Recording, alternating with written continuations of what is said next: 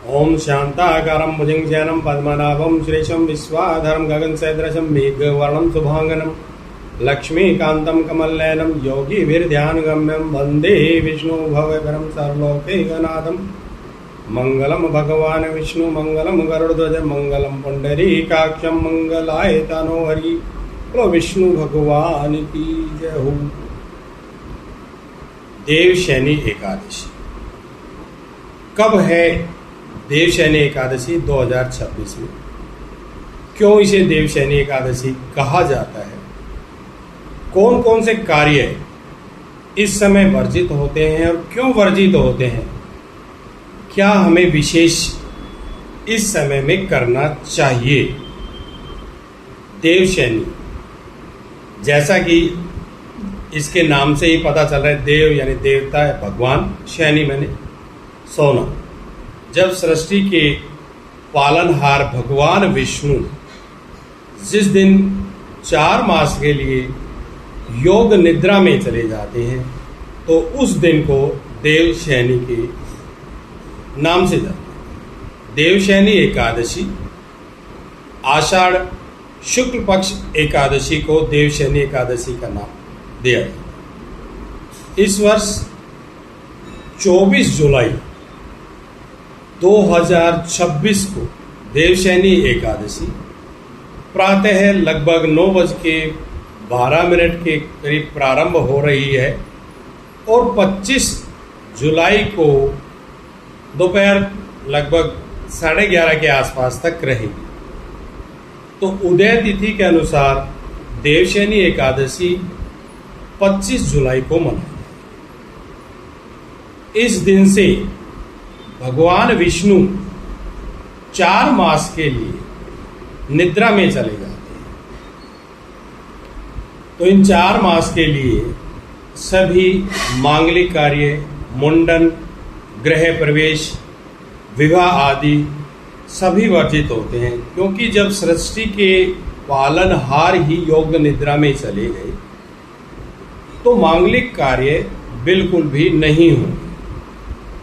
एक पौराणिक कथा के अनुसार, पौराणिक जो हमारी कथाएं हैं उनके अनुसार राजा बलि के दान से प्रसन्न होकर भगवान विष्णु ने उन्हें वरदान दिया था कि वो 4 मास आषाढ़ शुक्ल पक्ष एकादशी से कार्तिक शुक्ल पक्ष एकादशी तक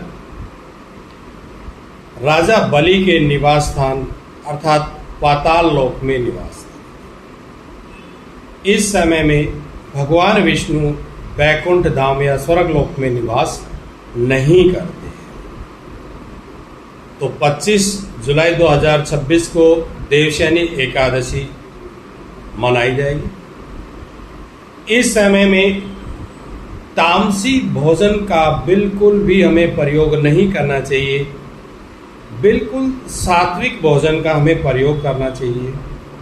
ज़्यादा से ज़्यादा साधना करनी चाहिए, मंत्र जाप करने चाहिए, विष्णु सहस्त्रनाम का हमें पाठ करना चाहिए, ओम नमो भगवते वासुदेवाय मंत्र का हमें जाप करना चाहिए। इस दिन तुलसी जी की पूजा हमें अवश्य करनी चाहिए। एकादशी व्रत है, आप कर सकते हैं। प्रातःकाल स्नान आदि से आप निवृत्त होकर भगवान विष्णु को पीले वस्त्र आप पहनाएं, पीले पुष्प अर्पित कीजिए, तुलसी पत्र अर्पित कीजिए। एकादशी के दिन आपको तुलसी पत्र नहीं तोड़ना है, इसलिए आप एक दिन पहले ही उसे तोड़कर रख सकते हैं और भगवान की पूजा में आप उसे अर्पित कर सकते हैं। भगवान विष्णु के सामने एक देसी घी का दीप प्रज्वलित करके ओम नमो भगवते वासुदेवाय मंत्र का 108 बार आप जाप। यदि वैज्ञानिक दृष्टि से देखा जाए तो यह बरसात का और नमी का मौसम रहता है। इस समय पाचन शक्ति भी थोड़ी हमारी कमज़ोर हो जाती है, तो हमें केवल सात्विक आहार ही लेना चाहिए और ज़्यादा से ज़्यादा भगवान के भजन, सुमिरन, मंत्र जाप करना चाहिए। यदि इसी तरह की आप वीडियो मेरी सुनना चाहते हैं तो चैनल को सब्सक्राइब कीजिए। कमेंट्स में ओम नमो भगवते वासुदेवाय लिखिए और एक लाइक का बटन अवश्य दबाएं ताकि समय समय पर इस तरह की वीडियो आपको मिलती रहे। ओम नमो भगवते वासुदेवाय।